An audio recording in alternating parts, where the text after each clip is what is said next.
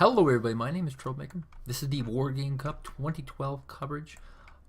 We are in round 3, nearing the end of round 3. I had to look it up before doing this match. Apparently there's only like a day or two left before round 4 begins, so that's why we're seeing a lot of high profile matches. And today, nothing particularly special. Just a little match between a little known player named Fredauv and a very well known player named fiva55. Let me try that one again. fiva55. He has impressed me quite a bit in this tournament, and I will continue to watch his matches until the end of time. The Wargame Cup is a tournament organized by some people at Eugen Systems for their game Wargame European Escalation, which I should note is actually quite a steal as far as like a game to buy. It's like $40. You get 4 free DLCs, including a campaign extender. So yeah, it's a pretty good deal, and if you like it, one of the big advantages is that Eugen Systems is actually working on a new game called Wargame Airland Battles, in which the core mechanics will be very similar to this game, so you'll have a fairly significant advantage. But back to this game, fiva55 really impressed me because his pushes were poignant, direct, and he goes in for the kill, and that's just really entertaining to watch. A lot of times what's a good thing to do and what's an entertaining thing to do are very, very different, and it appears to me that fiva55 a lot of times goes for what's entertaining but will get him the win. And we can see that there's some links with a recon. Looks like, oh, going straight to drop into this key location here where you have to actually protect this from the enemy. He actually has a gazelle here spotting as well for some kind of flank action. And we see a little bit of dance of recons going on here. The Schneber going to try and get a pick off, but no, pulls back just in time. It's very important with this early kind of helicopter play to not lose anything. It's very easy to actually lose it if you get them just too close to a lot of these very powerful anti-aircraft units. And looks like from this is actually Fredauv going to move a bunch of infantry into the woods here, try and create defensive flanks around 2 areas. And actually, Command Armor leading the charge. A little bit of an opportunity for a snipe here. 1 helicopter went down. Here it goes. Just so you know, there is evidence. Well, now the evidence has been destroyed, but there was evidence that helicopter was in fact picked off. And that's what I'm talking about, this dance of helicopters. Helicopters are very good in this game, but they're a skirmisher unit. They're used for picking off units that aren't anti-air units and just kind of like basically forcing you to get anti-air units, truth be told, is their main purpose. Like if I was to say a realistic purpose in the game. And so he's got a nice spread of units along the wooded area here. A VAB slowly pushing forward, wanting to try and wipe out this woods, but of course fiva55 actually already has insanely high amounts of units in this wooded area here. As well, fiva55 actually has a Dana, a single Dana. Artillery, very good on this map. This map is really prone to clumping. It's just not a lot. And, you know, this is not too bad from Fredauv. He's using these units to just pick off a few units. He's not risking them too much. Schatzers Famas versus Spadokarnevskis. It appears that the Schatzers Famas might have a significant advantage here. There might be a need to pull up more of these forces to this location. Does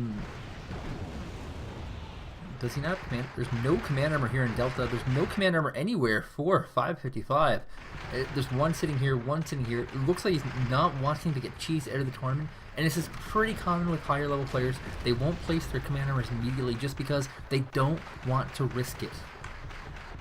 It's especially on this map. Hell's Highway became notorious for tank rushing, infantry rushing, helicopter rushing, any kind of cheesy play that came out because of balancing changed. This was the map for it. And every player who is rated high level, who everyone knows is high level, is at risk of being cheesed, and no one wants to risk that, especially with what's on the line. It's a $5,000 prize for first place, chance at a very powerful Intel PC. You have guaranteed data access at like round 4, I believe. There's quite a bit on the line. And by the way, Eugen Systems, can I call you Gene? Eugen, can I call you Gene? Like we're friends? What happened to my beta access, man? How come you didn't give me my beta access? Ah. Anyway, it looks like most of these locations have been secured by a fiva55, but he's been very slow on putting his command numbers. Looks like he's going to try and secure Foxtrot and Echo. His opponent for quite some time has to maintain Charlie and Alpha. Alpha's a little bit weird, of course. Normally you'd want to push for a close reinforcement point like Bravo. And actually, look, he's got 2 artilleries already pounding with FOB in place to resupply him. This is actually one of these maps where the 100-point FOB might actually be worthwhile. Just because you're more than likely to use artillery, and the FOB will pay off after about 20 minutes. If you don't intend to have a game go for 20 minutes, well, obviously the FOB is not going to work in your plans. It's a little bit of a blood hunt between 2 anti-infantry vehicles, and it looks like the Saracen will run straight into the BTR Pi and the Motostrelki.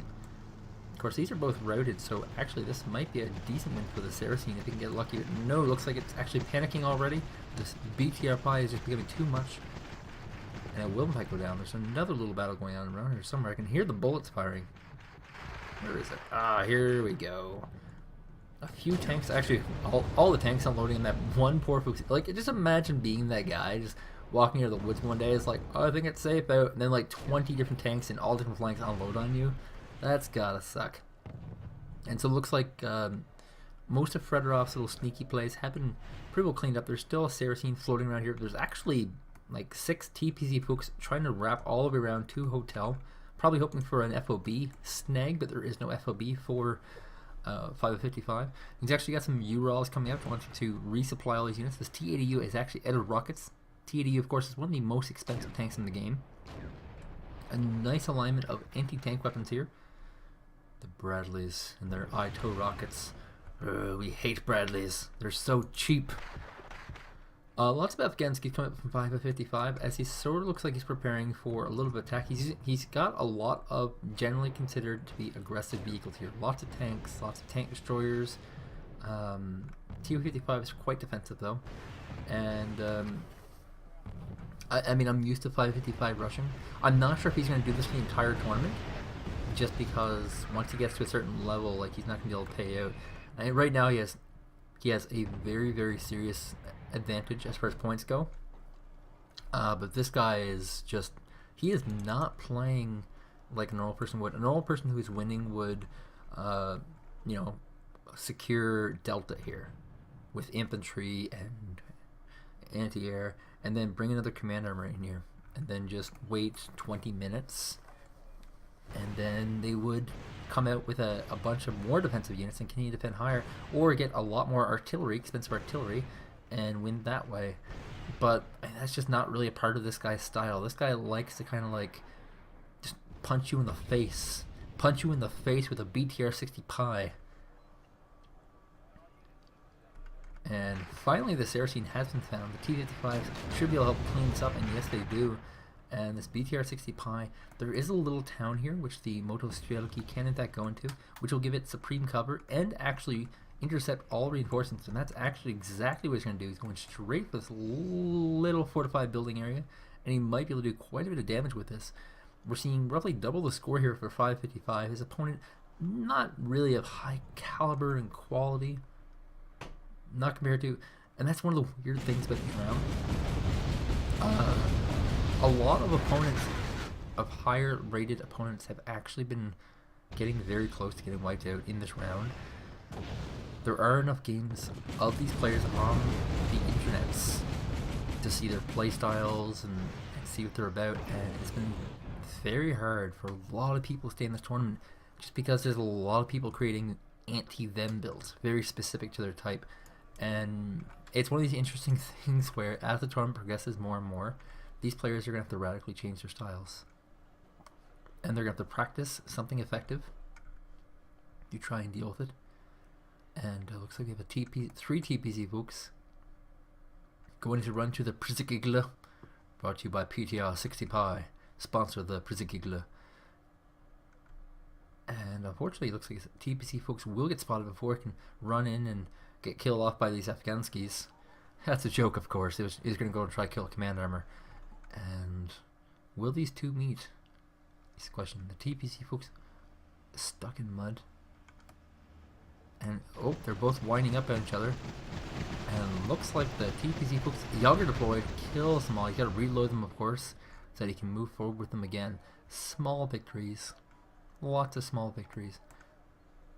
As we should be coming up to some pretty major deployments sooner rather than later. You can see that a lot of infantry, some supply, actually a nice little cache of helicopters here. This is what I call the power couple. It's a recon helicopter with a bunch of helicopters. And as soon as you have that coupling, it allows you to run around and poke. Here comes Moto Streliki running into VABs. 3 T-55 tanks. TO-55 flamethrower. Gotta unload on one. Ooh, it looks like it might be aiming at the VAB. Wrong choice. Of course, once above the Chasseurs from lost. T-55s are pushing in. Looks like more T-55 pushing in. We have anti-aircraft units firing on the Cobra in the distance. And this could be a pretty big win here for fiva55, who is organizing this relatively well with these anti-aircraft guns taking out these Cobras. Or don't they? Whoa, whoa, whoa, whoa. They both ran out of rockets before they can actually kill that thing. We have some Zalos moving up. It looks like a bit of disorganization. Maybe all these forces should have attacked simultaneously. The Zalos versus the Lynx tank destroyers. But there are more Zalos. And all panic. The Zalos, holy smokes, are just doing much, much better than these Lynx. And we can see another big barrage of boom, boom, boom. Not a single Lynx yet, though. That's kind of crazy. The Moto Streliki doing whatever they can, pushing forward into the fire. We see a big giant movement, lots of anti-aircraft vehicles pushing even further forward, wanting to get these Cobras. The Lynx are in a little bit of trouble. They're all panicked, low morale, could get wiped out any second now by these BTR Zalos. And you gotta remember that both players do have artillery, but who's not using their artillery right now? Well, that would be Fred. If Fred uses artillery here, this battle would have gone critically different. The number of troops that fiva55 is moving up, he could absolutely have punished him with using artillery. That's one of the problems with this map, is because it's so artillery favored, it's very, very hard to move up into an artillery base. And we see that the three Yagers have been deployed. They're being intercepted by some Moto Streliki. There are some Afghanskis. The command actually has been pulled all the way to the north, so it's very safe from this push. And the Afghanskis will help clean up these Yagers, who are desperately getting mauled down by two different flanks.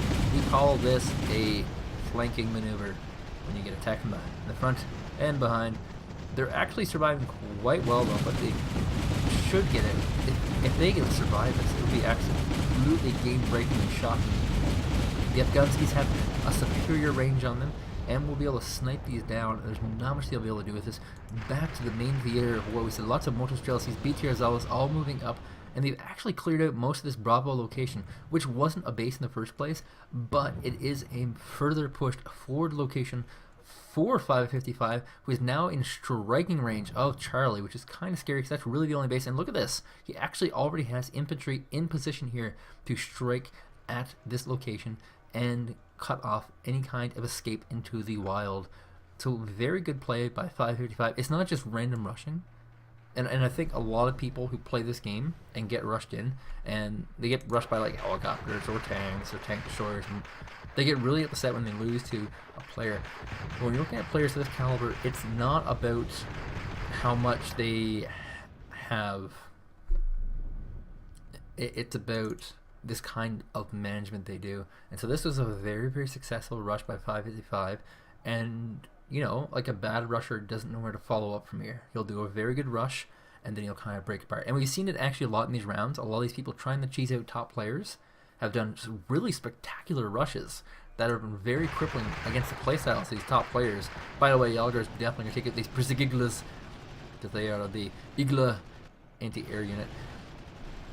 But then after they do these successful pushes, they just get mauled by these top players, because they're not really practiced on how to follow up to this. Like, these are builds that are just kind of designed to just kill, and that's it. And whereas something with fiva55 or another one is Bent Guru, I think Derek's does this as well, where they do these crazy pushes. They're very well microed, very well controlled, very well organized. And then there's a follow-up plan. They don't just say like, well, that worked pretty well and now I have nothing to do. They have a setup of next units they'll use. They have a plan for the map that they follow, almost to the bone, and very well organized is just all I want to say with these guys. Not so well organized is these Cobras running into a lot of anti-air weapons, and even the T-80U winding up now. Is that the T-80U winding up? Yes, it is. Holy crap. These cores have a very, very high range. And a little bit of a lull right now as we're seeing preparations for the next battle. There are some units moving up here to try and deal with this small squad of Fusiliers and Saracens. There are some infantry actually moving up for Fred, and this is a pretty typical kind of strategy. If you're newer to this game, basically what you do is you take your infantry and you move them very quickly forward in the line, and you drop them on top of tanks. And of course, tank destroyers aren't actually tanks. You can actually physically see that they are in fact tanks, and these are also specific tanks that have problems with infantry. And so if you can get the infantry on top, you can see here in the description on the bottom that they have the rockets and they have grenades. And grenades can be used against tanks. And we see, whoa, the Cobra's firing on the Zello, stunning it, and it's actually quite panicked and very, very at risk. More VABs full of infantry coming forward. Generally, for a strategy like this, the more infantry you have clumped up together, generally the better it does. The only thing that really hinders this quite a bit is artillery fire, which has to be planned. The Dana is winding up. Looks like it's just going to try and fire on this location here where there's, of course, no units anymore. And the Chasseurs actually get within striking range and could actually do some damage. They get one of the Zallos. Zallos are, as far as I know, like a relatively expensive tank, 25 each, so you got roughly 50-point trade so far. How much does he actually need to be profit here? He's actually already paid off this attack. Anything he else gets right now will be total profit. There is a lot of clumping here for 555. This is a condition of the map. Everything on this map has to get clumped. And that's why artillery is so good. And so all this artillery damage is actually, ironically, going to do much, much better for Fred than it is for 555. Artillery fire does really well when there's a lot of units on the map. If you have twice the score of your opponent, this means that you have probably twice the units on the map as your opponent, and that means that the unit's artillery is going to have twice the potency as yours because you have twice as many units. It's one of these weird quirks of the game. Artillery are very specifically a unit that gets better as the enemy has more units. And that's just a really bizarre concept. Looks like the Chasseurs from us are going to pull away and try and sneak in the woods here, but are on the not moving command right now. And we see a Gazelle helicopter also deployed to the field. And more infantry. So, I mean, it kind of looks like 555's got it. But, whoa, whoa, whoa. Gazelle running right over BTR going to run right over the Mortal Strelky. Here we go. He might lose this. Infantry in close range pretty much beat everything except for infantry and anti-infantry vehicles. Even anti-infantry vehicles, a lot of times they beat. Like, infantry, for a while, were actually like the only thing people did. But the one nice thing that came out of these spammy guys is that they really had a great understanding of how all the units work and how to use them and what to do with them. And because of that, the players who were using multiple groups and clusters of units became really, really good at using that group of unit just because they knew how it worked. And it's really fantastic how this game is actually developed. And I'm actually pretty excited about air-land battle. Like, I'm crossing my fingers that I get invited to this beta event so I can kind of see what this game is about. Maybe get an early, little bit of an early advantage myself in the laddering scene. And this game's only going to grow. Like, this was a actually spectacular game. This tournament was pretty much organized to really advertise airland battles. And I mean, I'm sure Eugen watches some of my games, and they'll admit to that. They don't think their fans are idiots or anything. But it's been a great tournament, and if they can do something similar with airland battle, that'd be great. I don't know too much about it. I know that there's going to be fixed wing fighter jets, which is actually kind of crazy. In this one, there's only, of course, the helicopters. What's going on up here? Looks like it was cleaned up, whatever it was. What else is going on up here? Probably just the joggers. And here comes a VAB. And this is kind of weird. Because of the pinch ring angle that 555 has come at, and he's just dropping infantry and destroying everything in the way. He might even steal this HEMTT. I often call him Hammett. And now he's got nowhere to bring this VAB PC, and it's actually one of these weird points where your opponent knows it's over, but desperately wants to just sit around and try and do something with it, which is fine. I mean, there gets to be a ridiculous point where people are playing hide and seek with command armors, but it's pretty much over right now. fiva55 has taken control of Bravo and Charlie, and this VAB-PC is on the run. It's on the run into enemy territory, so it's kind of a sticky situation. And we're seeing that he isn't going to stay in the game. A lot of players have been playing quite nobly and choosing to leave when they're losing too much, losing far behind. And the thing is, if it was a best of 3, there would be a good reason to. Whoa, running gazelles right into the enemy. And the nice thing about gazelles is that you get opportunities to pick off a lot of units, especially like things like these T55 tanks, which have no absolute anti-tank abilities. And we're seeing another successful push from fiva55. Looks like the command armor is finally going to get knocked down. It's completely surrounded by units. It's trying to get away. Looks like it will get away for now, but there are some helicopters in here to snipe it out and do pick it off. And we see a big, giant battle happening in which this poor VAB is down for the count, leaving only one command armor available. And like I said, fiva55 is not a guy who just sits around and goes like, suck.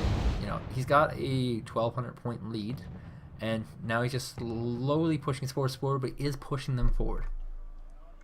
He's looking for a kill right now, and he does not favor basically the styles of the game that I hate. I absolutely hate it when a person's winning and they just sit around.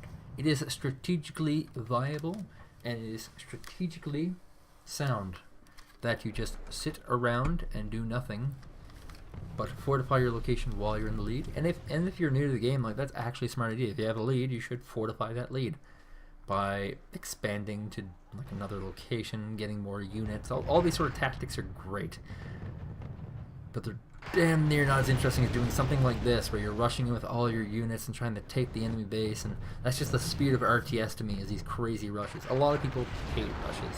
I myself am a lover of rushes, not a fighter of rushes. Artillery fire pounding where the command armor is, just missing. Spadokernevsky is going to get wiped out by Shosters. Oh, whoa. We have a complete reverse. Looks like the Spadokernevskys, with their superior veterancy, might be able to wipe out both.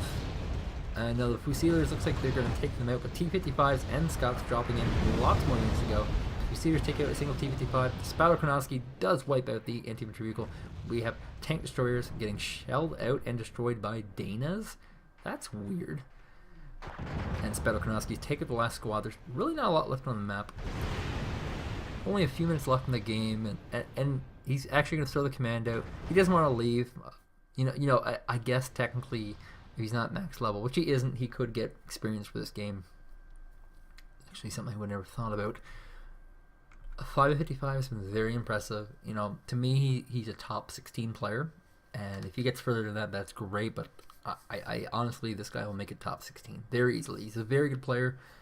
Haven't seen him face anyone particularly great yet, and that will probably continue for a little bit. His next opponent is actually named Pickass. I've covered a couple of his games actually, and he's not terrible. He's not great. He's what I would call an average player, but he will be much better than this Fredauv guy. So we'll see. And the next round begins in like 2 days or something. Can Pickass snipe out fiva55? That will be something to see. And maybe Pickass is watching this video, maybe watch this replay, is preparing for fiva55. I mean, don't expect a certain set of units. That's all I will say. Prepare for a large variety, but I mean, this guy absolutely loves attacking in. Once you scout his units, create as many of the counters as possible, because fiva55 is a guy who loves to roll out. And speaking of rolling out, I guess I have to roll out for the day. I've pretty much hit my broadcasting cap, and I will be back tomorrow with a few more extra games before this round ends. So thank you guys for watching. See you again tomorrow. And if you could do me a favor, hit the likey button. Just like this video. Thanks. Bye.